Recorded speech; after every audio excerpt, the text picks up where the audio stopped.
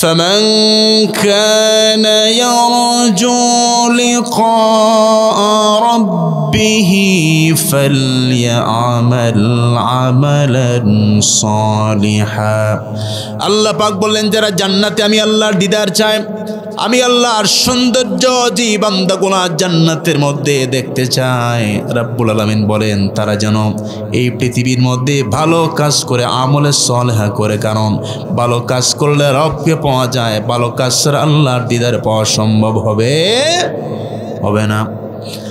আল্লাহ পাক বলেন যদি তারা আমি আল্লাহকে দেখে তাহলে কি করবে? ফেরেশতা বলে রব্বুল আলামিন আপনাকে না দেখে আপনার বান্দাদের ইমানগুলো তুই বিশাল ইমান নিয়ে তারা আপনার জিকির করে, আপনার ফিকির করে, আপনার গোলামি করে রব। পৃথিবীর মানুষগুলো যখন নীরব নিস্তব্ধ হয়ে যায়, নির্জন হয়ে যায়, শীতকালে যখন কোলাহল বন্ধ হয়ে যায়, বান্দাগুলা যখন তাহাজ্জুদের জায়নামাজের মধ্যে দাঁড়িয়ে যায়, আর ওই তাহাজ্জুদের জায়নামাজে আল্লাহর প্রেমে মশগুল হয়ে বান্দা নামাজ আদায় করে, আর নামাজের পরে রবের দরবারে বান্দা তাওবা করে ইস্তেগফার করে আর কান্নাকাটি করে জীবনের গুনাহগুলোকে সামনে নিয়ে আল্লাহ পাক বলেন বলো যদি দেখে তাহলে কি করবে বান্দা? ফেরেশতা বলে না, যদি বান্দা একটা নজর দেখে তাহলে আর জীবনে কোনো দিন বান্দা ইবাদত ছাড়বে না, সব সময় বান্দা আপনার দিদার পাওয়ার জন্য ইবাদতের সাথে বান্দা সম্পর্ক রাখবে। আল্লাহ ইবাদতের মধ্যে আর বান্দা অলসতা করবে না যদি একটা নজর রবের সৌন্দর্য দেখে, আপনার সৌন্দর্য দেখে। বলেন তো আল্লাহর সৌন্দর্যটা কেমন? আল্লাহর সৃষ্টি এত সুন্দর আর আল্লাহ কত সুন্দর। আল্লাহু আকবার।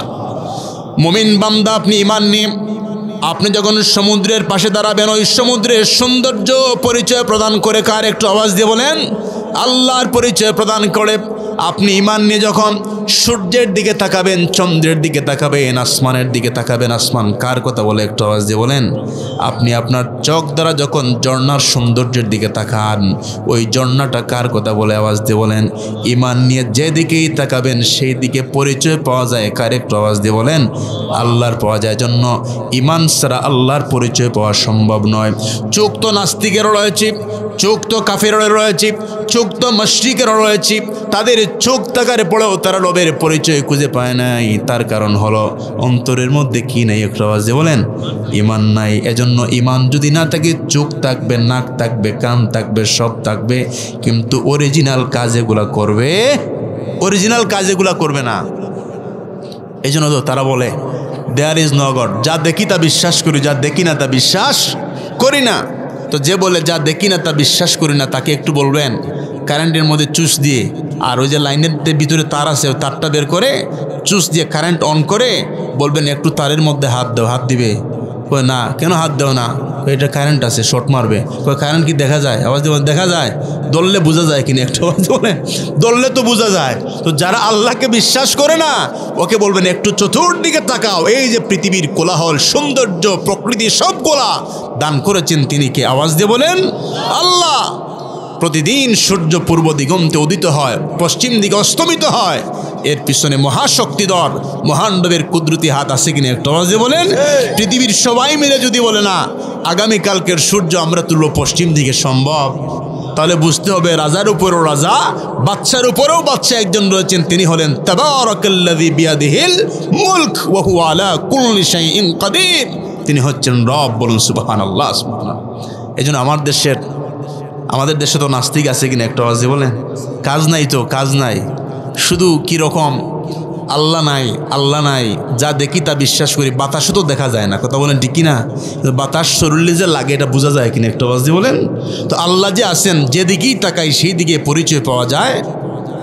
তো আমাদের দেশের জাতীয় কবি কাজী নজরুল, তিনি ঢাকা ইউনিভার্সিটির একটা চত্বরে বসে কবিতা লিখছেন। কিন্তু ইসলামী সঙ্গীত, তারপর নবীর শানে নাতে রসুল এগুলো লিখতেন। তো একটা নাস্তিক দৌড় দিয়ে আসছে, এসে বলছে নজরুল তুমি আসো তোমার আল্লাহ নিয়ে, তোমার নবী নিয়ে আর ইসলাম নিয়ে। আচ্ছা তোমার আল্লাহ যে আছেন নজরুল, এটা কি বোঝা যায়? নজরুল বলে আমি তো যেদিকে তাকাই আমি পাই কাকে? একটু আওয়াজ দিয়ে বলেন। আল্লাহকে পাই। তুমি পাও না, এটা তোমার ব্যর্থতা, আমি তো পাই। কই না, তুমি যদি পাও তাহলে আমাকেও একটু দেখাও কীরকম তুমি পাও।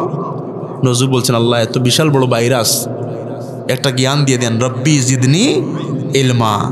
তো ওনার মনে আসলে একটু উপরের দিকে তাকায়, উপরের দিকে তাকালেন, দেখলেন একটা চিল পাখি উড়ে যায়। কি পাখি? চিল পাখি উড়ে যায়। নজরুল বলছেন ঠিক আছে, কারণ ওই চিল পাখির ভিতরেও মহান রবের নিদর্শন আছে কিনা আওয়াজ দিয়ে বলেন। আওয়ালাম ইয়ারাউ ইলা তায়রি ফাওকাহুম সাফাতিন ওয়া ইয়াকবিদনা মা ইউমসিকুহুন্না ইল্লার রহমান। আল্লাহ সূরা মুলকের ভিতরে বলেছেন এই কথা, যে তারা কি পাখির দিকে তাকায় না? পাখির দিকে তাকালেও মানুষ নাস্তিক ডাকতে পারবে না। নজরুল দেখেন চিল পাখি উড়ে যায়, বললেন একটু উপরের দিকে তাকাও, সেও তাকায়, কিছু দেখছ? কয় না, কিছু দেখি নাই। নজরুল বলছেন নাস্তিক শোনো, দেখো না কি ওড়ে পাখি, মেলিয়া দুটিল গোডানা, উড়িয়া বেড়ায় শূন্যের পড়ে নেহি তার কোনো মানা। আবার সে ডানা গুটাইয়া চলে কিন্তু পড়ে না কবু, বলো কেবা তারে শূন্যে রাখিয়াছে ভিন্ন সে এক প্রভু। আল্লাহু আকবার। কবি নজরুল বলছেন নাস্তিক রে শোনো, ওই যে মহাশূন্যের উপরে যেই পাখিগুলা চলাফেরা করে, যেই চিল পাখি ওড়ে, ওই চিল পাখি কেমন করে সেই মহাশূন্যের মধ্যে ওড়ে, তার কারণ কি? নাস্তিক বলল তার কারণ হলো ডানা। তার ডানা রয়েছে, ওই ডানার উপরে নির্ভর করে পাখিগুলো আকাশের মধ্যে চলাফেরা করে।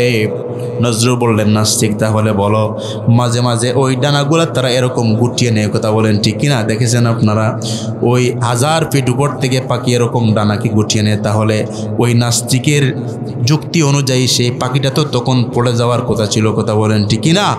নজরুল বলছে যখন পাখিটা ডানা গুটিয়ে নেয়, 2টা ডানা যখন গুটিয়ে নেয় তখন পাখিটা পড়ে যায় না, তার কারণ কি? নাস্তিক তো লাজ্জাব হয়ে গেল। কবি নজরুল বলছেন নাস্তিক শোনো, ওই পাখিটা যখন ডানা গুটিয়ে নেয় তারপরেও কেন পড়ে না, তার কারণ হলো ওই পাখির পিছনে মহান রবের কুদরতি একটা শক্তি কাজ করে। বলুন সুবহানাল্লাহ। এই সব জায়গায় মূল শক্তিকার একটা আওয়াজে বলেন মহান রব্বুল আলামিনের। এজন্য আল্লাহ রব্বুল আলামিন ফেরেশতাদেরকে বললেন বান্দা তো না দেখে নামাজ পড়ে, না দেখে ইবাদত বন্দেগি করে, বান্দা দেখলে কি করবে? বলে আল্লাহ দেখলে বান্দা আর কোনোদিন ইবাদত বন্দেগি থেকে পিছনে যাবে না। আজান হওয়ার সাথে সাথে বান্দা কোথায় যাবে? একটু আওয়াজ দিয়ে বলেন। বাজারে না বাড়িতে না মসজিদে চলে যাবে? একটু আওয়াজ দিয়ে বলেন। মসজিদের মধ্যে চলে যাবে, কারণ মুমিন জানে সফলতার জায়গা বাজার নয়, সফলতার জায়গার নাম হলো মসজিদ, কথা বলেন ঠিক কিনা? এজন্য রব্বুল আলামিন মুয়াজ্জিনের কণ্ঠে আল্লাহ পাক দৈনিক 5 বার মহান রব আমাদেরকে আহ্বান করেন, হাইয়া আলাল ফালাহ, হাইয়া আলাল ফালাহ। আল্লাহ পাক আমাদেরকে কল্যাণ না অকল্যাণের দিকে আহ্বান করেন, একটু আওয়াজ দিয়ে বলেন। আল্লাহ পাক বলেন সফলতার দিকে আসো, হাইয়া আলাল ফালাহ, কল্যাণের দিকে আসো বান্দা। এখন যেই বান্দা আজান শুনে, হাইয়া আলাল সালাহ শুনে, হাইয়া আলাল ফালাহ শোনার পরে যেই বান্দা কল্যাণের জন্য বাজারের মধ্যে চলে যায়, ওই বান্দা কল্যাণ প্রাপ্ত হয় না। যিনি মসজিদের মধ্যে চলে যায় উনি কল্যাণ প্রাপ্ত হয়, একটু আওয়াজ দিয়ে বলেন। যিনি মসজিদের মধ্যে চলে যায়, কারণ রব্বুল আলামিন নিজে বান্দাকে আহ্বান করছেন। যদি এই এলাকার কোনো মুরব্বী একজন যুবককে বলেন আমার সাথে আসো সফলতা পাবে, যুবকেরা লাইন ধরবে সফলতা পাওয়ার জন্য, কথা বলেন ঠিক কিনা? আর রব্বুল আলামিন আজানের সময় আল্লাহ পাক নিজে আহ্বান করেন। আল্লাহ পাক মুয়াজ্জিনের কণ্ঠে রব আহ্বান করলেন বান্দা হাইয়া আলাস সালাহ, নামাজের দিকে আসো, হাইয়া আলাল ফালাহ, কল্যাণের দিকে তুমি আসো।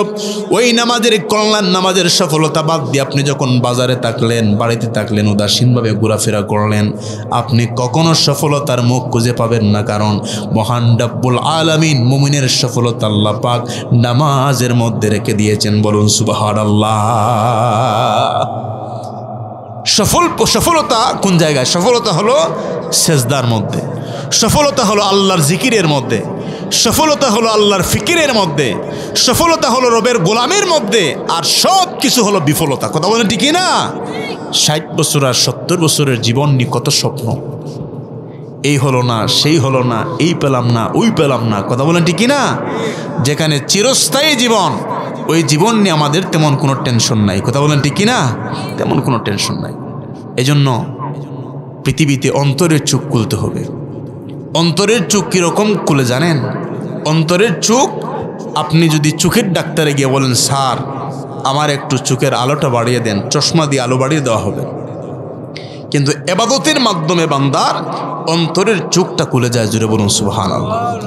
ওই বান্দা সাধারণ থাকে না, নফল নামাজ ফরজের পাশাপাশি যখন নফল নামাজ পড়বেন, দেখবেন আপনার অন্তরের মধ্যে আপনি একটা অনুভূতি পাবেন, আপনার অন্তরের মধ্যে একটা রৌনক, একটা ভাব আপনি পাবেন। কারণ এই পৃথিবীতে যত মানুষ, যত আল্লাহর ওলিগণ তারা ফেরাসত পেয়েছেন, আল্লাহর অলিগণ তারা কেরামত পেয়েছেন, এগুলার মূল হচ্ছে এবাদত। কথা বলেন ঠিক কিনা? মূল হচ্ছে এবাদত। এমনিতে এগুলো আসে না যে এবাদত করলে কীরকম অন্তরের চোখ খুলে যায়। আমরা অন্তরের চোখ খুলতে চাই কিনা একটু আওয়াজ দিয়ে বলেন। অন্তরের চোখ কীরকম খুলে? প্রায় আমাদের এখানে যারা আছে, যারা ইমানদার, আমাদের প্রত্যেকেরই প্রায় অন্তরের চোখের মধ্যে আলো আছে। অন্তরের চোখে যদি আলো না থাকতো, বাহ্যিক চোখ দিয়ে আপনি ইমান আনতে পারতেন না। কথা বলেন ঠিক না? বাহ্যিক চোখে তো কাফেরও তাকায়, মুশরিকও তাকায়। আমাদের অন্তরের চক্ষু খোলা আছে বিদায় আমরা চতুর্দিকে তাকালে পরিচয় পাই কার? আল্লাহর পরিচয়। দেখেন, عن أنس رضي الله عنه أن النبي صلى الله عليه وسلم لقي رجلا يقال له حارثة في بعض سكك المدينة। যারা মদিনা সফর করেছেন আপনারা দেখবেন মদিনার মধ্যে অনেক অলিগলি আছে। কথা বলেন ঠিক না? তো মদিনার একটা গলির মধ্যে হযরতে হারেসা রাদিয়াল্লাহু তাআলা আনহুর সঙ্গে আমার নবীর সাক্ষাৎ হলো সকালবেলা। বলুন সুবহানাল্লাহ। তো সকালবেলা যখন কারোর সাথে সাক্ষাৎ হয় আমরা কি দিই? একটু আওয়াজ দিয়ে বলেন। সালাম দেই, জিজ্ঞাসা করি রাতটা কেমন কাটলো, সকালটা কেমন কাটলো। কথা বলেন ঠিক কিনা? তো নবীর সঙ্গে যখন সাহাবীর সাক্ষাৎ হলো তখন নবীজি বললেন, সালাম বিনিময়ের পর আমার নবীজি বলছেন, কাইফা আসবাহতা ইয়া হারেসা, এ হারেসা তোমার সকাল কীরকম কাটলো? জোরে বলুন না সুবহানাল্লাহ। তো সাহাবী এই কথা শুনে তিনি জবাব দিলেন, কালা আসবাহতু মুমিনান হাক্কা।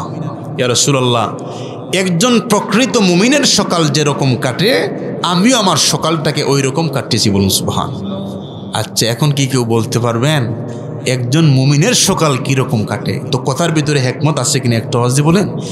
আল্লাহ নবী সাহাবীর এই জবাবটা শুনে নবীজি নিজেই বললেন, ইন্না লিকুল্লি ঈমানিন হাকিকা।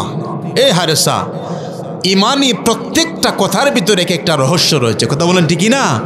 তুমি যে কথা বলেছো যে একজন প্রকৃত ইমানদার যেরকম সকালকে অতিবাহিত করে, ঠিক আমিও এরকম সকালকে অতিবাহিত করেছি। তোমার কথার হেকমত কি তুমি একটু বলো। জোরে বলুন সুবহানাল্লাহ।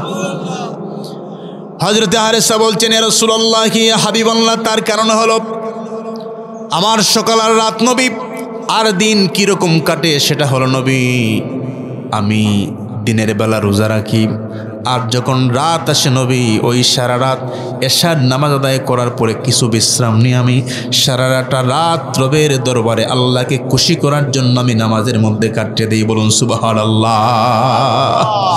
ইয়া রাসূলুল্লাহ, ইয়া হাবিবাল্লাহ, আমি দুনিয়া বিমুখ হয়েছি। দুনিয়ার লোভ, দুনিয়ার লালসাগুলাকে অন্তর থেকে দূর করে দিনের বেলা রোজা রাখি আর রাত্রিবেলা আল্লাহ পাকের সন্তুষ্টির নফল নামাজ পড়ি। নবী গো, যখন আমি এই আমল শুরু করে দিয়েছি আমি ইয়া রাসূলুল্লাহ এমন কিছু দেখি গো নবী। আমার নবী বলেন, কি দেখো? হযরতে হারেসা বলেন, কাআন্নী বিআরশি রব্বি বারিজা।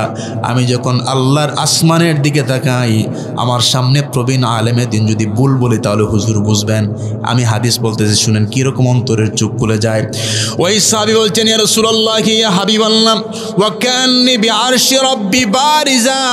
ইয়া রাসূলুল্লাহ, আমলগুলা করার পরে আমি যখন আল্লাহর আসমানের দিকে তাকাই নবী, আমি শুধু আসমান নয়, আমি আল্লাহ পাকের আরো স্পষ্ট আমি দেখতে পাই। বলুন সুবহানাল্লাহ। কান্নি বিআরশি রব্বি বারিজা, স্পষ্ট আমি আল্লাহ পাকের আরশ দেখতে পাই। তাহলে অন্তরের চোখ খুলেছে, চোখের পর্দা উঠেছে কিনা একটা আওয়াজ দিয়ে বলেন। কিসের কারণে? ইবাদতের কারণে। আওয়াজ দেবেন, কিসের কারণে? ইবাদতের কারণে। ওই সাহাবী বলছেন, নবী শুধু তাই নয়, ওয়া কাআন্নী বিআহলিল জান্নাতি ফিল জান্নাতি ইয়াতানাআমুনা ফিহা। শুধু নবী তাই নয়, আমি যখন উপরের দিকে তাকাই নবী, আমি তখন আল্লাহ পাক জান্নাতের মধ্যে মুমিনের জন্য যে নিয়ামত রাজি রেখেছেন নবী, আমি ওই নিয়ামতগুলো আমার চোখ দ্বারা আমি দেখতে পাই। জুড়ে বলুন সুবহানাল্লাহ।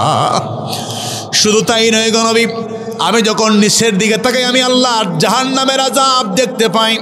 আমার নবীজি এই কথা শুনে খুশি না বেজার একটু আওয়াজ দিয়ে বলেন। আমার নবীজি খুশি হয়ে গেলেন। আমাদের সামনে যদি এরকম কেউ বলে, আমরা বলি তোর মতো বন্ড আর কেউ নাই। কথা বলেন ঠিক কিনা? কিন্তু মানুষের অন্তরের চোখ খুলে কিনে একটু আওয়াজ দিয়ে বলেন। কারণ নফল ইবাদত বন্দেগি করতে করতে বান্দার এমনভাবে চোখ খুলে যায়, ওই বান্দার যা দেখে সাধারণ মানুষ তা দেখে না। বলুন সুবহানাল্লাহ। ওই বান্দার যা শুনে সাধারণ মানুষ তাই শুনে না, তার শোনাটা হয়ে যায় স্পেশাল। কারণ তার যখন ওই শোনার মধ্যে দেখার মধ্যে আল্লাহ পাকের নূর কানেকশন হয়ে যায়। বলুন সুবহানাল্লাহ।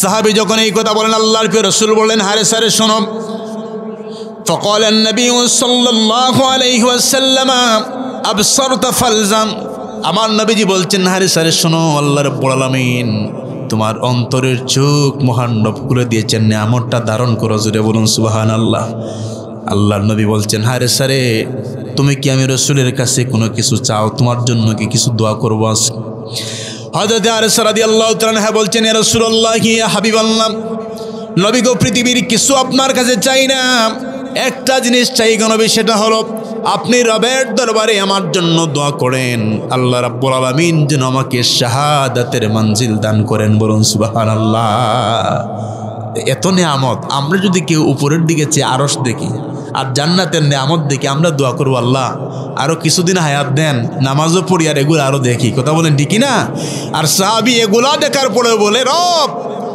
আপনি নবী দোয়া করেন আল্লাহ পাক যেন আমাকে শহীদের মর্যাদা দান করেন বলুন সুবহানাল্লাহ সুবহানাল্লাহ আল্লাহ নবী আল্লাহ পাকের দরবারে হাত তুলে দোয়া করলেন রব্বুল আলামিন আমার হারেসা শহীদ হতে চায় শহীদি তামান্না তার অন্তরের মধ্যে কাজ করে আপনি কবুল করে নেন আল্লাহ কবুল করে নিলেন হযরতে হারেসা যখন শাহাদাত বরণ করলেন শাহাদাত বরণ করার পরে হারেসার মা নবীজির কাছে আসলেন আল্লাহ নবীর কাছে এসে বলছেন ইয়া রাসূলুল্লাহ ইয়া হাবিবাল্লাহ ওগো আল্লাহর প্রিয় নবী আমার হারেসা নাকি পৃথিবীর জমিন থেকে বিদায় হয়ে জান্নাতের পাখি হয়েছেন নবী গো আমার নবীজি বললেন হ্যাঁ তোমার সন্তান জান্নাতের পাখি হয়েছে তুমি কেন কান্না করো ওই মহিলা বলছেন ইয়া রাসূলুল্লাহ আমি আমার হারেসাকে খুব মহব্বত করি খুব বেশি ভালোবাসি নবী গো আমি কেন কান্না করি তার কারণ হলো আজকে যদি আমি শুনি আমার হারেসা জান্নাতের বাইরে অন্য কোনো জায়গার মধ্যে চলে গেছে ওই যে আজকে কান্না শুরু হয়েছে আমি মায়ের কান্না আর জীবনে কোনোদিন ওই কান্নাটা কোনোদিন থামবে না গো নবী আর যদি শুনি আমার হারেসা জান্নাতের পাখি হয়ে জান্নাতের মধ্যে চলে গেছে নবী আমি ওয়াদা করলাম আজ থেকে আর কোনোদিন আমি আমার সন্তানের জন্য কান্না করব না বলুন সুবহানাল্লাহ আল্লাহর নবী নীরব হয়ে গেলেন নবীজি নিস্তব্ধ হয়ে গেলেন কোনো কথা নাই আরে সালাম অনেকক্ষণ অপেক্ষা করে বলছেন ইয়া রাসূলুল্লাহ ইয়া হাবিবাল্লাহ আপনি কেন নীরব হয়ে গেলেন নবী গো আপনি কোনো কথা বলছেন না তার কারণ কি আমার নবীজি বলছেন আরে সালাম গো শোনো জান্নাত তো একটি নয় কথা বলেন ঠিক না দেখতে হবে আল্লাহ পাক কোন জান্নাত আমার হারেসাকে দান করেছেন হঠাৎ আমার নবী সেই নীরবতা ভেঙে হারেসার মাকে বলছেন হারেসার মা শোনো ওয়াল হারিসু ফিল ফিরদাউসিল আলা আল্লাহ পাক তোমার হারেসাকে জান্নাতুল ফিরদাউসের আলা মাকাম দান করে দিয়েছেন জোরে বলুন সুবহানাল্লাহ এজন্য ইবাদতে কখনো অলসতা করা যাবে আওয়াজ অলসতা করা যাবে আযান যখন হবে পৃথিবীর সব কাজকে বলবেন কাজ এখন আমার নামাজ আছে নাকি নামাজকে বলবো নামাজ আমার কাজ আছে একটা আওয়াজে বলেন আমরা তো বলি নামাজকে যে নামাজ এখন অনেক কাজ আছে একটু পরে করতে করতে ফজরও কাজা জোহরও কাজা আসরও কাজা মাগরিবও কাজা এশাও কাজা এরকম আছে মুসল্লি যে মাসের পর মাস ফজরের নামাজ কাজা হয় আবার ফতোয়া দিয়ে যে 12টা পর্যন্ত ফজরের নামাজ হয় 12টা পর্যন্ত হয় এটাই ফেকের একটা মাসলা যিনি যার ফজর কাজা হয় নাই যার ফজর কোনোদিন কাজা হয় নাই হওয়ার সম্ভাবনা খুব কম উনি যখন ঘুম থেকে জাগবেন তখন নামাজ পড়বেন যার ধরেন 10 বছর 12 বছরও কাজা হওয়ার সম্ভাবনা নাই উনি যখনই উঠবেন তখনই নামাজটা আদায় করবেন কিন্তু যারা প্রতিদিন কাজা পড়ে 7টার সময় 8টার সময় 9টার সময় সূর্যোদয়ের পর বলেন তো এটা আদা না কাজা একটু আওয়াজ দিয়ে বলেন কাজা নামাজ তো বারবার যদি কাজা হয় এটা তো আল্লাহকে নিয়ে মস্কারি মারার কথা বলেন ঠিক না এজন্য দেখবেন আমরা এখন ঘুমাতে ঘুম লাগে রাত্র 3টার সময় এই যে আমার যুবক ভাইরা আছে সারা রাত মোবাইলের মধ্যে হ্যাঁ বয়স যাদের কম তারা আছে আপনার আমি তো এগুলো জানি না বিভিন্ন ধরনের গেমস আছে এই গেম নিয়ে তারপরে ছোটো ছোটো বাচ্চা যারা আছে তাদের জন্য এখানে আলাদা ব্যবস্থা আছে আপনার নাট বল্টু মোটু ফাটলু এগুলা দেখে যা নাট বল্টু আছে সব লস করে ফেলে 8 বছর বয়সে কথা বলেন ঠিকই না সব লস এখন বয়স বেটার 7 বছর চোখের মধ্যে এত বড় চশমা আছে কিনা একটা আওয়াজ দিয়ে বলেন দেখলেই তো ভয় লাগে এত বিশাল মুরব্বীরা 60 বছর 70 বছর ওনারা চশমা দিলে মানায় বেটার বয়স মাত্র 7 বছর তার চোখে চশমা কেন ওই যে এটা বলবেন না হুজুর সে তো মোবাইলও দেখে নাই সে দেখে নাই ঠিক আছে কিন্তু বিজ্ঞান এটা প্রমাণ করেছে যে মোবাইলের একটা রেডিয়েশন ক্ষমতা আছে যদি কোনো মা সন্তানকে গর্ভে রেখে যদি সে বেশি বেশি মোবাইল দেখে ওই গর্ভের সন্তানটাও প্রতিবন্ধী হয়ে যাওয়ার আশঙ্কা আছে কথা বুঝতেছেন আপনারা আগের যুগে যখন মহিলারা প্রেগনেন্ট হতো এখন কেন ভাই বড় পীর আব্দুল কাদের জিলানি আসে না খাজা গরিবে নওয়াজ আসে না মানে কেন আল্লাহর ওলিগণ শামসুল উলামা কেন আসে না, তার কারণ কি? তার কারণ হচ্ছে নষ্ট হয়ে গেছে ওইটা। কথা বলেন ঠিক না? ওইটা নষ্ট হয়ে গেছে। মা সন্তানকে পেটে নিয়ে, আগের যুগের মায়েরা সূরা ইয়াসিন পাঠ করতো, সূরা রহমান পাঠ করতো, কুরআনুল কারীমের খতম শরীফ আদায় করতো, বিভিন্ন ধরনের নেক আমল করতো সন্তানকে গর্ভে নিয়ে। আর বর্তমান সময় যখন প্রেগনেন্ট হয়ে একজন মহিলা হাতে একটা মোবাইল দিতে হয়, যে সময় পাস করার জন্য তিনি মোবাইলের মধ্যে নাটক দেখতেছেন, সিনেমা দেখতেছেন। এখন নাটক সিনেমা দেখতে দেখতে মা হচ্ছেন, মা আদর্শ ফলো করছেন ওই মহিলাদের, নাট্যিকা যারা নাটক করে তাদের আদর্শ ফলো করছেন। আর সন্তান বাইরেই এসে সেও চিন্তা করে মা যেহেতু দেখছে তো ওখান থেকে ফাঁকি আইছে। কথা বলে ঠিক না? হেবড়াও চিন্তা করে আমি কেন খালি যাব, আমিও নাট বল্টু আর মোটু ভাটলু একটু দেখি না কি হয়। কথা বলেন ঠিক না? ঘুম লাগে 3টার সময়, ঘুম থেকে উঠা হয় 10টার সময়। আগের যুগের মানুষ, আমার মুরব্বীরা বুঝতে পারবেন, তখন আপনার ট্র্যাক্টর ছিল না, ছিল হাল, ওই যে লাঙ্গল এটাকে বলে না, লাঙ্গল নিয়ে সকালবেলা মুরব্বীরা বের হয়ে যেতেন জমিনের মধ্যে। পরিবারের মুরব্বী সবাইকে জাগিয়ে দিতেন, উঠো নামাজ পড়ো, নামাজের সময় হয়েছে, সবাইকে ডাক দিতেন, ডাক দিয়ে সবাইকে তুলতেন। দাদা ফজরের নামাজ পড়ে তিনি লাঙ্গল নিয়ে জমিনের মধ্যে চলে আসতেন হাল চাষ করার জন্য। দাদি নামাজ পড়ে কুরআনুল কারীম নিয়ে বসে যেতেন জানালার পাশে। কথা বলেন ঠিক না? ছোটো ছোটো বাচ্চাদেরকে মক্তবের মধ্যে পাঠিয়ে দেওয়া হতো। আজকে সেই সোনালী সমাজ খুঁজে পাওয়া যায়? একটা আওয়াজ দিয়ে বলেন, সেই সমাজ নাই। আগের মানুষ ঘুম থেকে উঠেই ইমাম সাহেবের সাথে সাক্ষাৎ, মুয়াজ্জিনের সাথে সাক্ষাৎ, মসজিদের সাথে সাক্ষাৎ। এখন ঘুম থেকে উঠলেই সাক্ষাৎ হয় সূর্য মামার সাথে। কথা বলেন ঠিক না? আর সারাদিন দোয়া করেন, আল্লাহ একটু বরকত দান করেন, বরকত দান করেন। সেই সময়টা হলো সকালবেলা। কথা বলেন ঠিক না? এজন্য আল্লাহর নবী দোয়া করতেন, রব্বুল আলামিন আল্লাহুম্মা বারিক লি উম্মতি ফি বুকুরিহা। রব্বুল আলামিন আমার উম্মতকে আপনি বরকত দান করেন সকালবেলা। জুড়ে বলুন সুবহানাল্লাহ।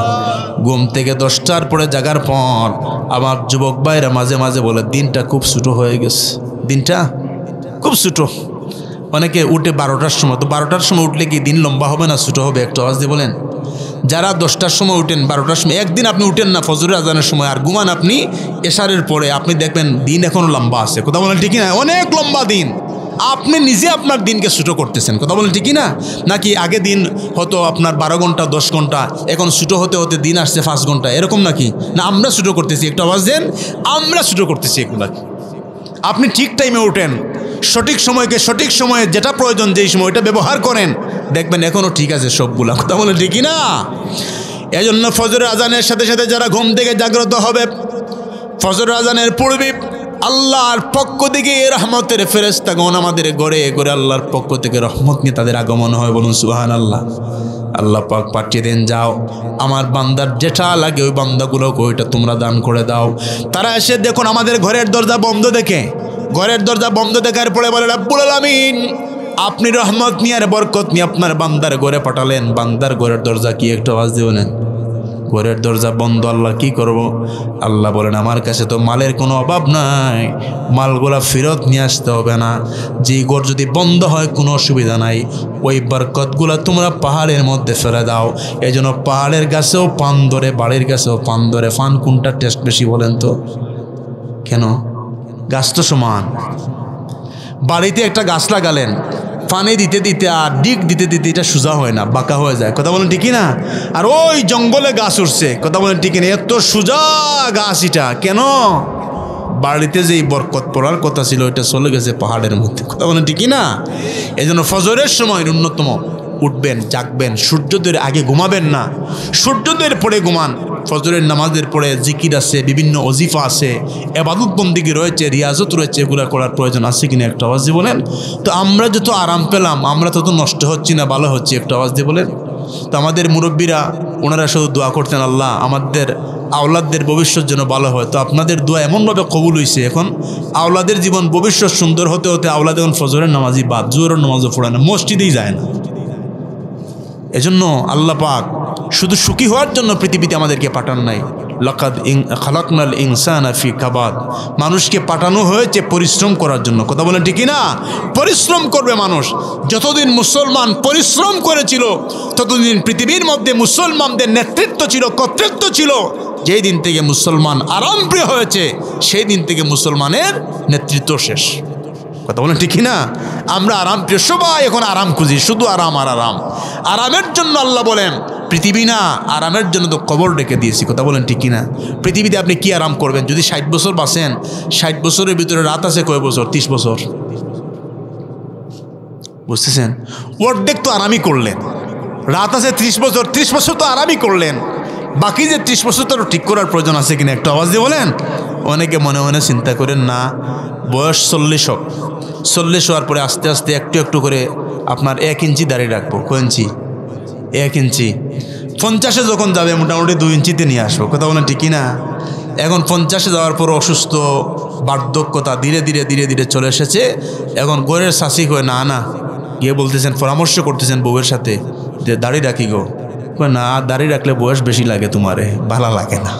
আজ কিনা চাচা বুড়া হয়ে যাচ্ছে, চাষি এখনো দাড়ি রাখার কথা বলে না। কয় বয়স বেড়ে যাবে, তো দাড়ি রাখলে কি বয়স বেশি লাগে? একটু আওয়াজ দিয়ে বলেন। যাদের দাড়ি নাই আর বয়স্ক হয়েছেন 70-80 বছর, পুরা বগুড়ার মতো লাগে। কথা বলেন ঠিক কিনা? দাড়িতেই তো বেশি মানায়, কারণ আমার নবীর সুন্নত। কথা বলেন ঠিক কিনা? এখন আপনি কি শাসিকে বলেন যে তুমি তোমার চুলগুলা শেভ করে ফেলো, ক্লিন করে। না না, সম্ভব না, অসম্ভব। এখন শাসি তো আপনাকে ধোঁকা দিচ্ছে। কথা বলেন ঠিক কিনা? আপনি এখন বিয়ানীবাজার যান, সিলেট যান, কে হিন্দুর ছেলে, কে খ্রিস্টানের ছেলে, কে বৌদ্ধের ছেলে খুঁজে পাওয়া যায়। সবার মুখে কি আছে একটা আওয়াজ দিয়ে বলেন। আর চাচা ওই আজ থেকে 40 বছরের ভার্সন নিয়ে করে না না, দাঁড়িয়ে রাখলে বয়স বেড়ে যায়। তো আমি মাঝে মাঝে এরকম ধরি, কই কেন? কই তোমার শাশি মানে না। আপনি একটা কাজ করেন, দাঁতের ডাক্তারের কাছে গিয়ে দাঁত সবগুলা ফেলে দেন। কয় বাবা দাঁত ফেলে দিলে কি হবে? আমি কই দাঁতও ফেলে দেন, একদিকে দাড়িও নাই, ক্লিন শেপ, ওর দিকে দাঁতও নাই, মানুষ মনে করবে বিচারার বয়স এতই কমছে, বুঝা যাচ্ছে এইমাত্র ডেলিভারি হয়েছে। কই না রে বাবা, দাঁতে যে ইঞ্জেকশন দেয় ডাক্তার, যে ভয় লাগে। কই দাঁতের ইঞ্জেকশন ভয় লাগে, আর দাড়িতে যখন আঘাত করা হয় তখন কষ্ট লাগে কার? মদিনার নবী, আমার প্রিয় রসুলের। কথা বলেন ঠিক কিনা? আমার নবীর কষ্ট লাগে। যেন মুমিন ইমানদার কখনো নবীর সুন্নতের উপরে আক্রমণ করে নবীকে কখনো কষ্ট দিতে পারে।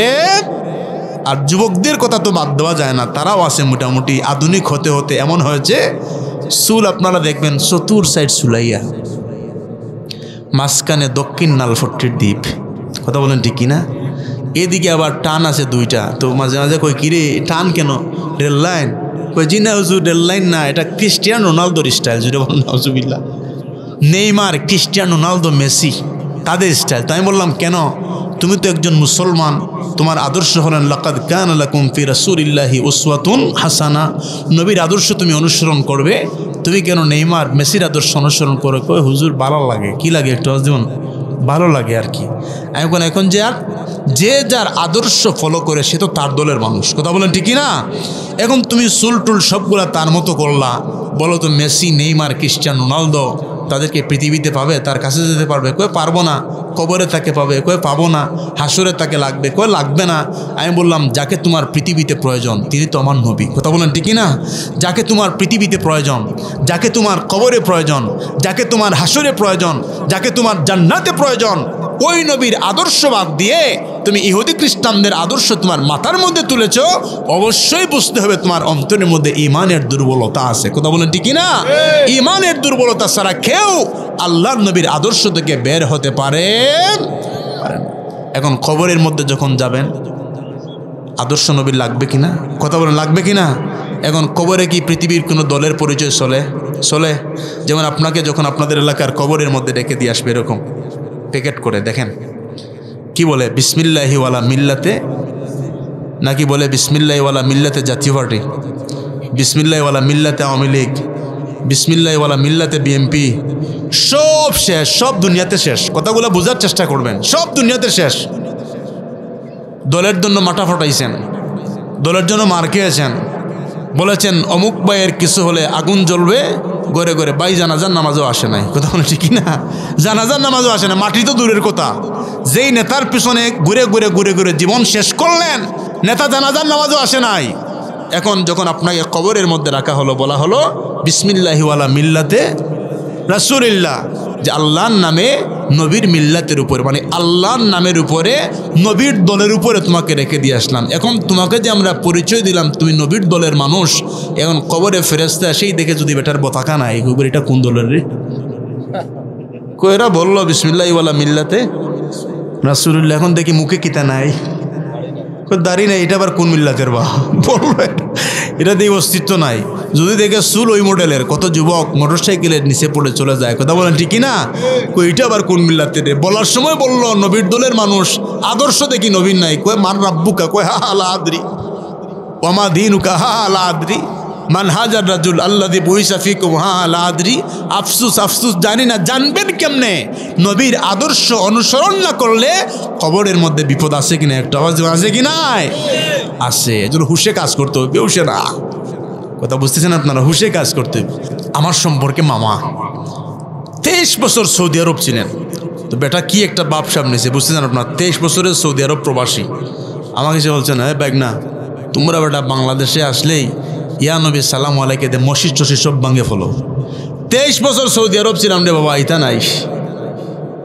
আমি খাইছে, আপনি কি নবীকে সালাম দেন? এখন না না, বেদাত। আমি বললাম তাহলে তো আপনার 23 বছরের নামাজও গেছে। কথা বলেন ঠিক কিনা? ওই যে বেউস মুসল্লি, কি মুসল্লি আবার যে বলেন, এজন হুশে চলতে হবে। বেউস মুসল্লি, তাহলে আপনার তো নামাজে গেছে। কই তুমি কি আবার ফতোয়া দেও নবীকে সালাম না দিলে কি নামাজ হয় না? আমি বললাম আপনি কি 23 বছর আত্তাহিয়াতু পড়েন নাই? একটু পড়েন তো।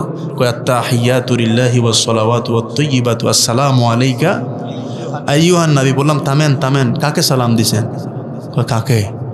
আপনারা বললেন আসসালামু আলাইকা আইয়ুহান নবী। নবীনী সালাম এটা। আমি বললাম আগে হুশ ঠিক করেন। 23 বছর নবীকে সালাম দিয়েছো সৌদি আরব, তুমি নিজেও এখন দিয়ে দেশে এসে বলতেছো আমরা মসজিদ ভাঙিয়ে ফেলি। কথা বলেন ঠিক কিনা? কই না না, এটা তো দিছি। আমি বললাম বেউসে দিছো, এখন আল্লাহর দরবারে তওবা করো। বাকি 23 বছর আল্লাহ আমি বেউসি হালতে দিছি, জানি না কাকে সালাম দিচ্ছি আমি, বুঝছেন? এই জন্য নামাজের মধ্যে কোনো অলসতা করা যাবে, অলসতা করা যাবে না। নামাজ আজান হওয়ার সাথে সাথে পৃথিবীর সব কাজকে বলবেন নামাজ আছে। আমার নবীজিকে প্রশ্ন করা হলো আইয়ুল আমালে আহাব্বু ইলাল্লাহ। নবীজিকে সাহাবায়ে কেরাম প্রশ্ন করলেন, ইয়া রাসূলুল্লাহ ইয়া হাবিবাল্লাহ, আল্লাহ পাকের কাছে বান্দার সবচেয়ে পছন্দনীয় আমল কি? আমার নবীজি সর্বপ্রথমেই বললেন আসসালাতু আলা ওয়াক্তিহা, সময় মতো নামাজ পড়া। জোরে বলুন সুবহানাল্লাহ। যে মানুষ সময় মতো নামাজ পড়তে পারে ওই মানুষটা হলো নবীর দরবারে সবচেয়ে প্রিয়, তার আমলটাও হলো প্রিয়। তারপরে আমার নবীজি বললেন সুম্মা বিররুল ওয়ালিদাইন, পিতামাতার সঙ্গে সুন্দর আচরণ করা। তারপরে আমার নবীজি বললেন আল জিহাদু ফি সাবিলিল্লাহ, আল্লাহর রাস্তার মধ্যে জিহাদ করা। জোরে বলুন সুবহানাল্লাহ। 1 নাম্বার নবীজি বললেন যে আমলটা আল্লাহ পাকের কাছে প্রিয় ওই আমলটার নাম হলো নামাজ। আওয়াজ দিয়ে বলেন কি? নামাজ। আর আমাদের যত অলসতা সবগুলা শুরু হয় নামাজের মধ্যে। কথা বলেন ঠিক না? এই যে সামনে একটা মাস আসছে রমাদানুল মুবারক, প্রত্যেকটা মুমিনের হৃদয়ে হৃদয়ে একটা আনন্দের তরঙ্গ বসছে। কারণ রমাদান মাস আসবে, খতম তারাবি হবে, কোরআনুল কারীমের তেলাওয়াত হবে, দারুল কিরাত হবে, কোরআনুল কারীমের তেলাওয়াত শুনবো। কথা বলেন ঠিক কি না? আর কিছু কিছু আছে হায় রে হায়, রমাদান মাস আসতেছে, লম্বা লম্বা নামাজ আর লম্বা লম্বা কিয়াম, সে বাজারে যায় টুপি টফি নিয়ে যায়, আবার নামাজ যখন শেষ সবার সাথে সে ঘুরে ফিরে আসে। আছে কিনা একটা বাজি বলেন? এরকমও পাবলিক আছে আপনার রোজা রাখে না কিন্তু ইফতার খুব ডাট করে করে। কথা বলেন ঠিক না? তাকে যদি বলা হয় কিরে তুমি তো রোজা রাখো না, ইফতার কেন করো? কই রে ভাই, রোজা না রেখে একটা গুনাহ করেছি, আবার ইফতারও করবো না, এত বড় গুনাহগার আমি না। কথা বুঝতেছেন আপনারা? এত বড় গুনাহগার আমি না। এই যে রমজান মাস আসতেছে, মসজিদের মধ্যে একটা সমস্যা শুরু হয় কি? হুজুর আসতে, আরেকজন না না জুড়ে আছে কিনা একটা কই কি তারাবির নামাজ পড়ান। পাশের মসজিদের ইমাম সাহেব 20 মিনিটে 20 রাকাত খতম করে ফেলে, আপনার পিছনে পড়লে 40 মিনিট লাগবে কেন হুজুর? চাকরি টিকবে না। আছে কিনা একটা আওয়াজ দিয়ে বলেন? এটা শুধু বাংলাদেশে, আপনি যান আরব দেশে গিয়ে দেখবেন যে ইমাম যত ধীরে ধীরে নামাজ পড়ায় ওই ইমামকে মানুষ সম্মান বেশি করে। আর আমাদের দেশের সবচেয়ে জনপ্রিয় ইমাম হলেন যে ইমাম যেরকম তিলাওয়াত করে নিজেও বুঝে না, মুসল্লিও বুঝে না, কই না ইমাম সাহেব ঠিক আছে। কথা বলেন ঠিক না? ইমাম সাহেব ঠিক আছে আমাদের। এই জন্য এই রমাদানুল মুবারক আমাদের সামনে হাজির। কথা বলেন ঠিক না?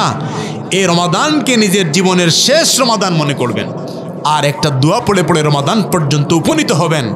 আল্লাহুম্মা বারিক লানা ফি রাজাবা ওয়া শাবান ওয়া বাল্লিগনা ইলা রমাদান। অলসতা বাদ দিবেন, অলসতা বাদ দিবেন। রমজান মাস অলসতার মাস নয়। কথা বলেন ঠিক না? তাকওয়া অর্জনের মাস এটা। এই জন্য সেই রমাদানুল মুবারক আমাদের সামনে আসতেছে। বিশেষ করে এই মাসে নফল ইবাদত বন্দেগী করবেন, রোজা রাখার প্র্যাকটিস করবেন। এই মাসে যারা শাবান মাসে রোজা রাখবেন, রমাদানের রোজাগুলো আপনার উপরে হালকা হয়ে যাবে। জোরে বলুন সুবহানাল্লাহ। খুব ভালো লাগবে আপনার কাছে, কারণ আপনি প্র্যাকটিস করে ট্রেনিং নিয়ে আপনি আসতেছেন রমাদান পর্যন্ত। সম্মানিত সুধী, এই জন্য নামাজের মধ্যে অলসতা নাই। আওয়াজ যেমন কী করা যাবে না, অলসতা করা যাবে না। আমরা কীরকম অলসতা শুরু করি, নামাজে গেলে আপনি দেখবেন সেজদা দিলাম মসজিদের মধ্যে, মন চলে যায় চায়ের দোকানে। আছে কিনা একটু আওয়াজ দিব। সেজদা ঠিকই মসজিদে পড়ে, মন চলে যায় আত্মীয়ের বাড়িতে, মন বিভিন্ন ব্যবসার হিসাব নিকাশ যা আছে সবগুলা মসজিদে নিয়ে ঢুকে গেছে। আমার নবীজি হাদিস শরীফের মধ্যে এসেছে, মসজিদে নবীর বারান্দায় একবার বসা ছিলেন একজন গ্রাম্য সাহাবি, বেদুইন সাহাবি। আর কি বেদুইন বলতে বেদিন না, আবার বেদুইন বলা হয় যে আপনারা বলেন না বদ্দু, মানে গ্রামের যারা আর কি কফিল তাদেরকে। তো একজন গ্রাম্য সাহাবি মসজিদের ভিতরে প্রবেশ করলেন। প্রবেশ করে উনি তাড়াহুড়া করে নামাজ শুরু করেছেন। আমাদের নামাজে তাড়াহুড়া আছে কিনা একটা আওয়াজ দিয়ে বলেন। তাড়াহুড়া। যখন তাড়াহুড়া করে নামাজ শুরু করেছেন, আমার নবীজি দেখলেন রাসূল করিম সাল্লাল্লাহু আলাইহি ওয়াসাল্লাম ওই সাহাবীর নামাজটা দেখি, ওই সাহাবী যখন নামাজ শেষ করলেন, আল্লাহ নবীর কাছে এসে নবীজিকে তিনি সুন্দর করে সালাম দিলেন। নবীজি সালামের জবাব দিলেন। আল্লাহ নবী সালামের জবাব দিয়ে বলছেন, সাহাবীরে নামাজ পড়েছ, আমি নামাজ দেখেছি তোমার, কিন্তু নামাজটার মধ্যে এতই তাড়াহুড়া তোমার ছিল, ওই নামাজটা আল্লাহর দরবারে কবুল হয় নাই। আবার গিয়ে তুমি তোমার নামাজটা আদায় করো। বলুন সুবহানাল্লাহ। ওই সাহাবী দৌড় দিয়ে আবার নামাজ পড়লেন। আবার নামাজ পড়ে নবীজির কাছে আবার এসে আল্লাহর রাসূলকে তিনি সালাম দিলেন।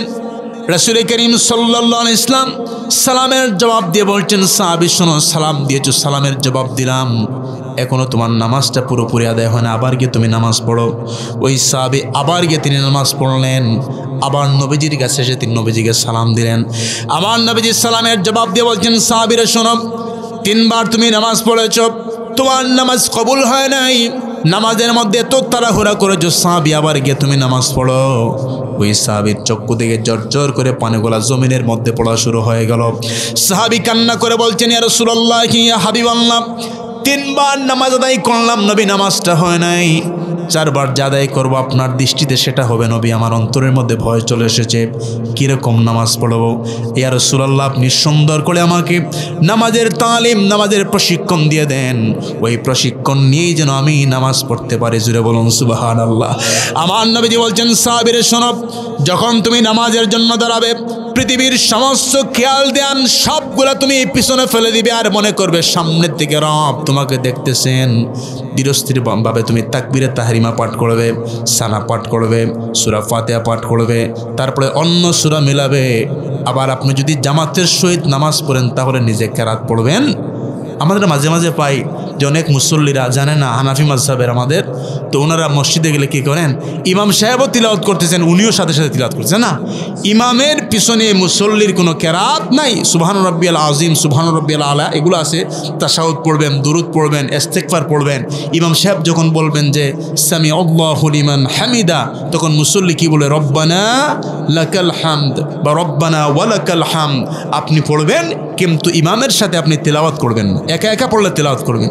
আমার নবীজি বলছেন, সাহাবীরে তুমি একা একা যখন পড়েছ, তুমি সূরা ফাতিহা পাঠ করবে, সূরার সাথে অন্য সূরা মেলাবে, তারপরে ধীরস্থিরভাবে তুমি রুকু করবে, ধীরস্থিরভাবে তুমি সেজদা করবে, ধীরস্থিরভাবে কিয়াম করবে। সাহাবী, এরকম ধীরস্থিরভাবে যদি তুমি নামাজ পড়তে পারো, ওই নামাজটা তোমার জন্য সাধারণ নামাজ হবে না, ওই নামাজটা তোমার জন্য হয়ে যাবে মেরাজ। জুড়ে বলুন সুবহানাল্লাহ। আর জান্নাতের চাবি হয়ে যাবে ওই নামাজটা তোমার জন্য। এই জন্য নামাজ খুশু খুজুর সহিত পড়তে হবে, নামাজের মধ্যে কোনো তাড়াহুড়া, কারণ এটা হলো আমার সফল। কাদ আফলাহাল মুমিনুন আল্লাযীনা হুম ফি সলাতিহিম খাশিউন।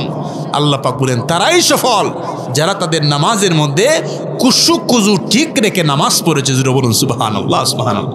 আবার কেউ কেউ আছেন, আমি রূপগুলো আমি বলতেছি আধুনিক রূপ, যে মসজিদে যাওয়ার উদ্দেশ্য হলো কি, উদ্দেশ্য হলো ইমাম সাহেবের ভুল ধরা। আচ্ছা, নিজের সূরা ফাতিহা জানেন না, ইমাম সাহেবের কি ভুল ধরা আছেন কিনা একটু আওয়াজ দিয়ে বলেন। এরকম মুসল্লি আছেন। কেন? যে হুজুরকে ভালো লাগে না। হুজুর কি লাগে না? হুজুরকে ভালো লাগে না, কি শুধু হুজুরের ভুল, যে হুজুর ভালো করে রুকু পারে না, হুজুর ভালো করে সেজদা দিতে পারে না, আরে ভাই হুজুর পারে না, হুজুরের কাছে একবার গিয়ে বসেন না, জিজ্ঞাসা করেন যে হুজুর আমার সেজদাটা হয় কিনা, আমার রুকুটা হয় কিনা, আমার সূরা ফাতিহা হয় কিনা। আপনি দেখবেন আপনি সূরা ফাতিহার মধ্যেই আপনার ইলম শেষ। কথা বলেন ঠিক কিনা? এখন আমরা এগুলা বাদ দিয়ে আমরা শুধু অন্যের পিছনে আমরা লেগে আছি। কথা বলেন ঠিক কিনা? এগুলা বাদ দিতে হবে, কারণ আপনাদের এলাকা সুশীল এলাকা, শিক্ষিত এলাকা, অন্যান্য জায়গায় এগুলো আছে। কথা বলেন ঠিক কিনা? ইমাম সাহেবের চাকরি এক সপ্তাহ ঠিক না, কই হুজুর কি ওয়াজ আপনারা করেন, এখনো মুসল্লি সোজা হয় না। কথা বলেন ঠিক কিনা? মুসল্লি দেখবেন আপনারা আছে, আপনার কত ধরনের যে মুসল্লি আছে, কিছু মুসল্লি আছে আপনার সাপ্তাহিক মুসল্লি, ওনার শনিবারের নামাজ নাই, রবি সোম মঙ্গল বুধ বৃহস্পতিবারের নামাজ নাই, শুক্রবারে মোটামুটি আমার মতো লম্বা টুপি পরে আর আতর টাতর লাগাইয়া লম্বা জুব্বা পরে শুক্র আলী সবার সামনের খাতারে হাজির। কথা ঠিক কিনা? সবার সামনে। এই নামে কেউ এখানে আসেননি, ওনাকে বলতেছি না, যিনি শুক্রবারে নামাজ পড়েন হাজির তিনি। তো তিনি নামাজ পড়লেন, নামাজের পর একটু টাইসের মধ্যে হাত দিয়ে বলছেন, এই মুয়াজ্জিন সাহেব বেতন নিয়ে তোমার 3000 টাকা, মসজিদের ভিতরে বালু কেন? সপ্তাহে কয়বার আসছেন? একবার। কথা বুঝাচ্ছে একবার আসছেন। যিনি 5 ওয়াক্ত নামাজ পড়েন উনি একদিনও বলেন নাই যে মুয়াজ্জিন মসজিদের মধ্যে বালু কেন। কারণ 5 ওয়াক্ত নামাজ যারা পড়ে তাদের সম্পর্ক মসজিদের সাথে বেশি না যিনি সপ্তাহে একদিন আসে ওনার সম্পর্ক বেশি? একটু আওয়াজ দিয়ে বলেন। 5 ওয়াক্ত যিনি পড়েন ওনার কোনো অভিযোগ নাই, ওনার কোনো অভিযোগ নাই। ওই সপ্তাহে যিনি এসেছেন বলতেছেন মাটি কেন? এখন মুয়াজ্জিন সাহেব বলাচ্ছে এগুলো ঠিক না, এগুলো ঠিক করবা, নতুবা চাকরি টিকবে না। কথা বলেন ঠিক না? আর আমাদের দেশের জাতীয় কবি কাজী নজরুল আল্লাহর দরবারে দোয়া করে, রব আমার হাতকে আপনি মসজিদের ঝাড়ু বানিয়ে দেন। বলুন সুবহানাল্লাহ। তাহলে ঠিক না? এরকম না, যারা দায়িত্বশীল রয়েছেন আপনারা পরিবারের যেরকম দায়িত্বশীল বুঝতে হবে সবাই সবার জায়গা থেকে রাখাল। কথা বলেন ঠিক না? পরিবারের মানুষগুলাকে ঘুম থেকে জাগিয়ে তুলবেন সকালবেলা। এই যে ছোটো ছোটো বাচ্চারা এসেছে, এই ছোটো ছোটো বাচ্চাদেরকে যদি এই বয়সে তাদেরকে তালিম না দেওয়া হয় তারা কি আর তালিম নেওয়ার কোনো সুযোগ আছে? একটু আওয়াজে বলেন। কই একটু বয়স বাড়লেই লন্ডন চলে যাবে, ইউরোপ চলে যাবে, দুবাই চলে যাবে, কর্মজীবনের মধ্যে পড়ে যাবে। যেন তাদেরকে ওই শিক্ষাগুলো দিয়ে তুলতে হবে। আউন আছে যেমন নাই, বন আছে ওটা নাই। এখন তোমাদের ওয়াজ, তারা বলবো যে এতক্ষণ হুজুর মুরব্বীদের ওয়াজ করেন, আমাদেরও তো কিছু ওয়াজের প্রয়োজন আছে কিনা একটু ওয়াজে বলেন। এখন তাদের ওয়াজ কি? রাসূল করিম সাল্লাল্লাহু আলাইহি ওয়াসাল্লাম বলছেন, উম্মতেরা তোমরা তোমাদের সন্তানদেরকে 3টি বিষয়ের শিক্ষা দাও। জোরে বলুন সুবহানাল্লাহ। কয়টি বিষয়? আদিবু আওলাদাকুম আলা সালাসি খিসালিন। রাসূল করিম সাল্লাল্লাহু আলাইহি ওয়াসাল্লাম বলছেন তোমাদের সন্তানদেরকে 3টি বিষয়ের শিক্ষা দাও। 1 নম্বর শিক্ষা হলো হুব্বে নবিয়্যিকুম। জোরে বলুন সুবহানাল্লাহ। আল্লাহর নবী বললেন, সাহাবীরা শোনো, দুনিয়ার উম্মতেরা শোনো, সন্তানদেরকে যে 3টা জিনিসের শিক্ষা তোমরা দেবে, প্রথম নম্বর শিক্ষা হলো ওই সন্তানের কচি অন্তরের মধ্যে আমি রাসূলুল্লাহর মহব্বত তোমরা ঢুকিয়ে দিবে। জোরে বলুন সুবহানাল্লাহ। আপনি যদি আপনার সন্তানের অন্তরের ভিতরে ছোট্ট বয়সে যদি আপনি আল্লাহর নবীর মহব্বত, নবীর আদর্শ, নবীর প্রেম যদি আপনি ঢুকিয়ে দিতে পারেন, ওই সন্তান বড় হয়ে কখনো সে আপনার চোখের দিকে চোখ তুলে কথা বলতে পারবে না। কথা বলেন ঠিক কিনা? আর আদর্শ তুলে দেওয়ার বয়স হলো ওই বয়স। কথা বলেন ঠিক কিনা? যেরকম বীজ লাগাবেন গাছও কিন্তু ওইরকম হবে। বীজ যদি বাঁকা হয়ে যায় গাছ কি সোজা হবে? একটা আওয়াজ দিয়ে বলেন। গাছও বাঁকা হয়ে যাবে। এজন্য রাসূল করিম সাল্লাল্লাহু আলাইহি ওয়াসাল্লামের জামানায় সাহাবায়ে কেরামের মায়েরা, আমরা কিতাব থেকে যেটা পেয়েছি, সাহাবায়ে কেরামের মায়েরা সন্ধ্যা হয়ে যাওয়ার পর সন্তানগুলাকে নিয়ে তারা তালিম দিতেন কোরআনুল কারীমের, আর তালিম দিতেন আল্লাহর নবীর আদর্শের তালিম। বলুন সুবহানাল্লাহ। যেমন একজন সাহাবীর জীবনী বলি, হযরতে আনাস ইবনে মালিক রাদিয়াল্লাহু তাআলা আনহু 10 বছরের বাচ্চা ছিলেন। আল্লাহর নবী যখন মক্কাতুল মুকাররমা থেকে মদিনাতুল মুনাওয়ারায় হিজরত করলেন, আমার নবীজি হিজরত করার পর, হিজরত করার পূর্বে আনাস ইবনে মালিক রাদিয়াল্লাহু তাআলা আনহুর মা এমনভাবে নবীর প্রেমের প্র্যাকটিস দিয়েছেন আনাস ইবনে মালিক রাদিয়াল্লাহু তাআলা আনহুকে। নবী আসতে 2 থেকে 3 দিন বাকি, আনাস ইবনে মালিক বারবার গিয়ে রাস্তার মধ্যে আল্লাহর নবীর জন্য অপেক্ষা করেন। বলুন সুবহানাল্লাহ। মানুষেরা বলে নবী আসতে তো সময় লাগবে 2 থেকে 3 দিন। আনাস ইবনে মালিক রাদিয়াল্লাহু তাআলা আনহু বলেন 2 দিন লাগুক 3 দিন লাগুক কোনো অসুবিধা নাই, নবী আসবেন। আমি আনাসের দায়িত্ব হলো নবীর জন্য অপেক্ষা করা। বলুন সুবহানাল্লাহ। এরকম দাঁড়ানো শুরু করলেন। যেই দিন আমার নবীজি মক্কাতুল মুকাররমা থেকে মদিনাতুল মুনাওয়ারার মধ্যে চলে আসলেন, মদিনার মায়েরা ছোট্ট ছোট্ট বাচ্চাদের কেমনভাবে নবীর প্রেম শিক্ষা দিয়েছেন, ওই ছোট্ট ছোট্ট বাচ্চারা আল্লাহর প্রিয় রাসূলের মহব্বতে তারা তাদের ঘর থেকে বের হয়ে এসেছে। আর ছোট ছোট বাচ্চারা তাদের জবান দ্বারা তারা আল্লাহ নবীকে ইস্তেকবাল দিয়ে নবীকে সম্মান প্রদর্শন করে তারা বলেছে, তলাআল বাদরু আলাইনা মিন সানিয়াতিল ওয়াদা ওয়াজাবা শুকরু আলাইনা মাদআ লিল্লাহি দা। মদিনার ছোট্ট ছোট্ট বাচ্চারা বলে, এ মদিনার মানুষেরা দেখো দেখো, আমাদের মদিনার মধ্যে আজকে পূর্ণিমার চাঁদ উদয় হয়েছে। জোরে বলুন সুবহানাল্লাহ। আবার নবী সাওয়ারি দিকে নিয়ে মদিনার বাচ্চাগুলোকে জড়িয়ে ধরলেন। জড়িয়ে ধরে আমার নবীজি বলছেন, মদিনার বাচ্চারা শোনো, আজকে তোমরা যে মহব্বত যে ভালোবাসা আমি রাসূলকে দিয়েছ, আমি সন্তুষ্ট হলাম তোমাদের উপরে। জীবনের শেষ পর্যন্ত কি তোমরা এরকম ভালোবাসা দেবে? মদিনার বাচ্চারা বলেছে, ইয়া রাসূলুল্লাহ, আমাদের শরীরের মধ্যে শেষ রক্তবিন্দু থাকা অবস্থায় আপনাকে ক্রাইসিস মোমেন্টের মধ্যে রেখে আমরা আপনার পিছ থেকে কখনো সরব না। বলুন সুবহানাল্লাহ। এখন নবী মদিনায় গেলেন, সাহাবায়ে কেরাম কেউ হাদিয়া, কেউ খাজুর, এরকম গিফট উপহার দেওয়া শুরু করলেন। এখন আনাস ইবনে মালিক রাদিয়াল্লাহু তাআলা আনহুর মা, ওই মহিলার হাতের মধ্যে তেমন টাকা পয়সা নাই। মানুষের দাম দেখলে, দেখেন ওয়াজের মধ্যে যদি কানেকশন করা হয়, একজনের দেখলে আরেকজন দেয়, কথা বলেন ঠিক কিনা?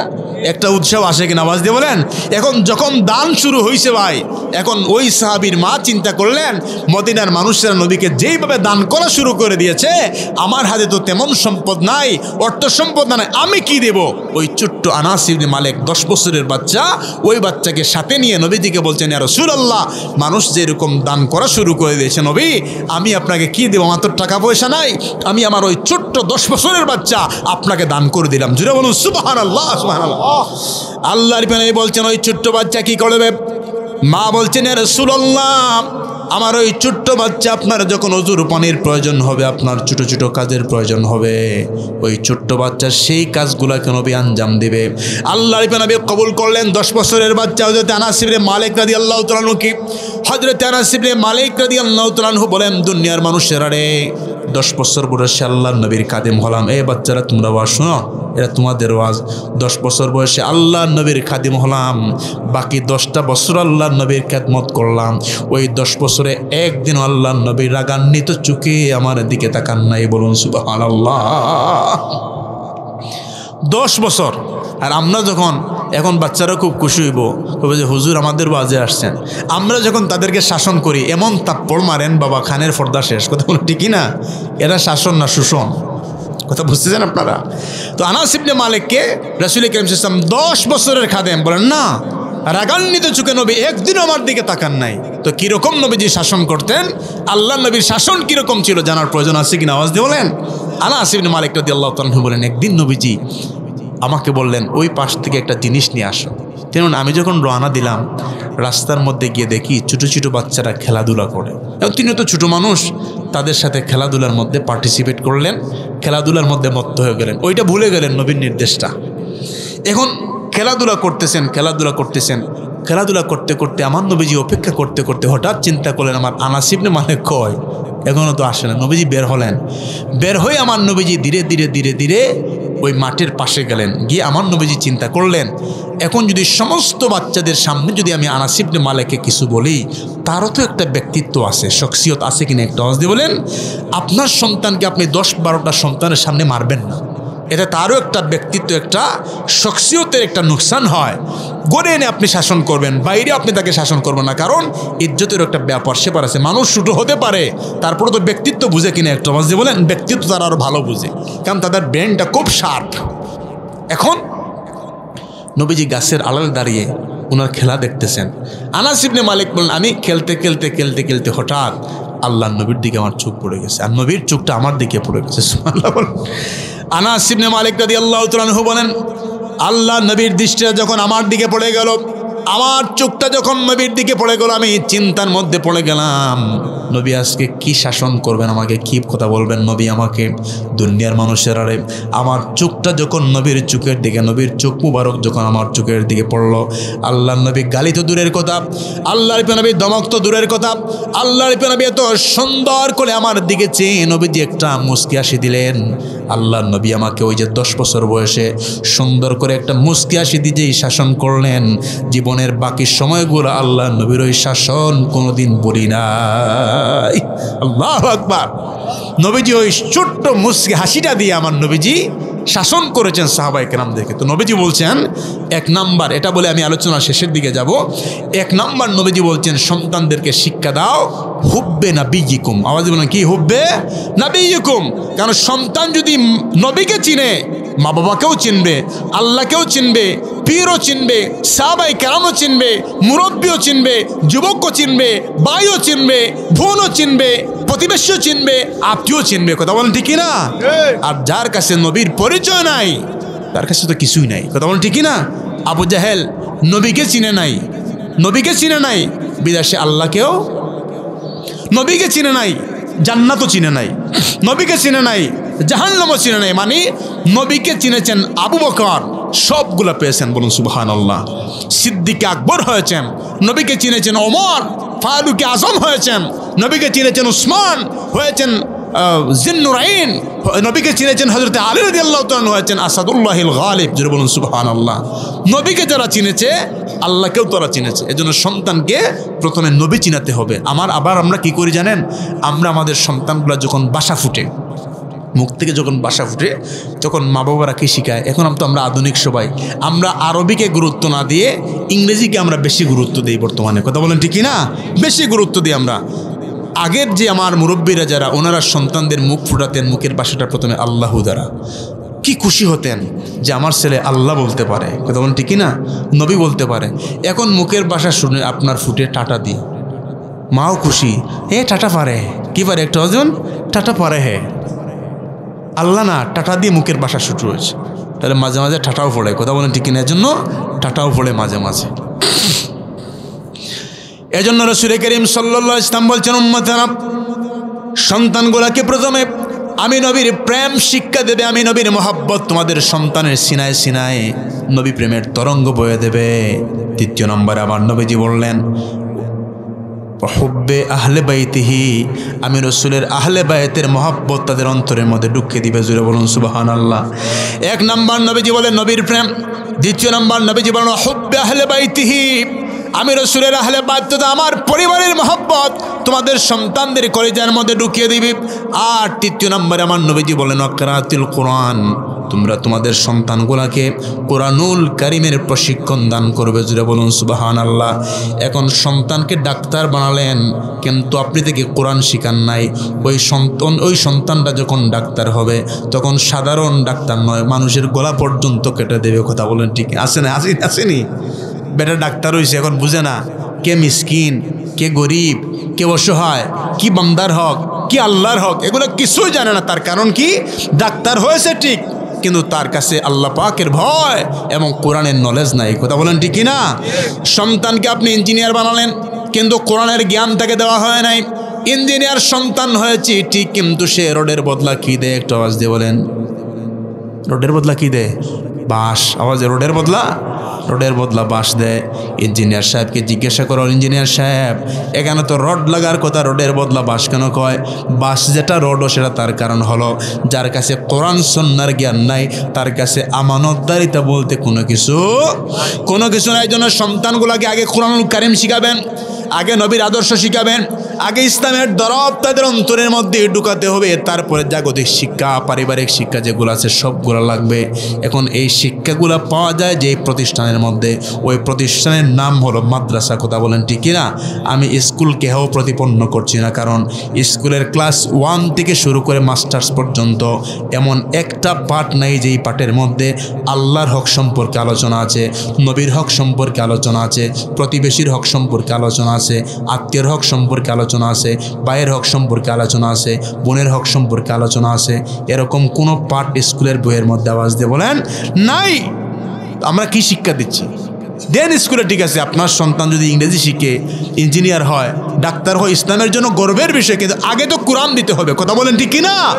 এখন ক্লাস 1 থেকে মাস্টার্স পর্যন্ত পড়েছে, তাকে যদি বলা হয় মায়ের হক কতটুকু, জানি না, আল্লাহর হক কতটুকু জানি না, বান্দার হক কতটুকু জানি না, মায়ের হক কতটুকু জানি না। একদিন আপনার বিশ্বাস করবেন, একটা মাহফিল থেকে নামলাম, তো মাহফিল থেকে নামার পর হুজুরের কষ্ট হচ্ছে, মাহফিল থেকে নামার পরে একজন মুরব্বী মানুষ, মাহফিল শেষ করে যখন নামলাম, একজন মুরব্বী মানুষ আমার হাতের মধ্যে সে কান্না করতে করতে দৌড়লেন। আমি বললাম আপনি কান্না করেন কেন? হুজুর আমার অন্তর অনেক দুঃখ। আমি বললাম, বলেন কি দুঃখ, একটু শেয়ার করা যায় আঙ্কেল? বললেন হ্যাঁ শেয়ার করা যায়। বললাম কি দুঃখ আপনার? কয় সন্তানকে বাবা জাগতিক শিক্ষায় শিক্ষিত করেছি, আমার সন্তান খুব শিক্ষিত সবগুলা, কিন্তু দুঃখের বিষয় হলো যখন তারা শিক্ষিত হয়েছে আমি অনেক কষ্ট পরিশ্রম করে সন্তানগুলোকে শিক্ষিত করেছি, কিন্তু আমার সন্তান যখন সুশিক্ষিত হয়েছে, ভালো জব করে ভালো চাকরি করে, এখন আমি গ্রামে থাকতে হয়, তারা সবাই শহরে থাকে, আমার কোনো খোঁজখবর নেয় না, বলেও তারা ঈদেও তারা বাড়িতে আসে না। এরকম সন্তান আছে কিনা একটু আওয়াজ দিয়ে বলেন। আমি বললাম আঙ্কেল ভুলটা তো তাদের না, ভুল হলো ওই যে বীজ লাগানোর সময় যদি বাঁকা হয়, বললাম না, তাহলে বড় হয়েও গাছ কি হয়ে যায়? আওয়াজ দিয়ে বলেন, বাঁকা হয়ে যায়। ভুলটা হলো আপনার, কিন্তু আমি বিনয়ের সুরে আপনাকে বলছি, আপনার উচিত ছিল আপনার সন্তানকে জাগতিক শিক্ষার পাশাপাশি আল্লাহ পাকের কোরআন তথা ধর্মীয় শিক্ষা আপনার সন্তানকে দেওয়া। কথা বলেন ঠিক না? এখন আপনি ধর্মীয় শিক্ষা বাদ দিয়ে আপনার সন্তানকে আপনি জাগতিক শিক্ষায় শিক্ষিত করেছেন, সে তো মায়ের হক জানে না, বাবার হক জানে না, প্রতিবেশীর হক জানে না, সে তো তার কাজ সেই করছে। কিছুদিন পর এরকম যদি যায় তাহলে মানুষ, মা বাবা যাদের আছে ওনাদের স্থান তো হতে হবে বৃদ্ধাশ্রমের মধ্যে। কথা বলেন ঠিক না? এই জন্য ধর্ম আগে ঠিক রাখবেন। ধর্ম যদি ঠিক না থাকে ওই পস্তাতে হবে মা বাবাকে। কথা বলেন ঠিক না? আপনি যান না বৃদ্ধাশ্রমের মধ্যে, দেখবেন এখানে কোনো মুয়াজ্জিনের মা নাই, কোনো আলেম উলামার মা নাই, একজন হাফিজ সাহেবের মা নাই, একজন ইমাম সাহেবের মা নাই।